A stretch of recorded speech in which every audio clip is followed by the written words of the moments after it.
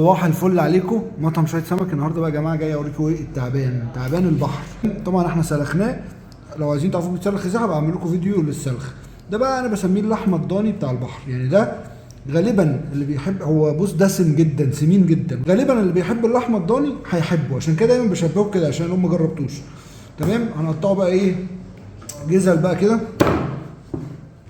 بص عامل ازاي، عامل زي بالظبط جزل اللحمه، كأنك بتقطع عكاوي مثلا بتاع. بص حاجه تحفه، لحمه ضاني يا معلم. لو انت ليك في اللحمه الضاني جربه. طبعا انا عارف ان في ناس كتير، انا كان عندي المشكله دي زمان، اللي كان نفسي اجرب التعبان ده، بس دايما الناس تقول لك ايه، هتاخد التعبان على بعضه. طب انا نفسي اجربه ممكن ما يعجبنيش. انا بقى النهارده هعمل لكم حاجه حلوه قوي، هعمل لكم مثلا ايه 4 حتت كده طاجن. انت عايز تجربه عجبك بعد كده اطلبه بالكيلو. فانا النهارده عندي مثلا كام تعبان، هقطعهم كلهم كده جزل وهعملهم لكم طاجن. ممكن كمان ايه نقطع الجزل ايه اصغر عشان تشرب الصوص مثلا. 4 حتت مثلا نعمل طاجن للي عايز يجرب. ده طاجن هنعمله لكم، يلا نشوف هنعمله ازاي.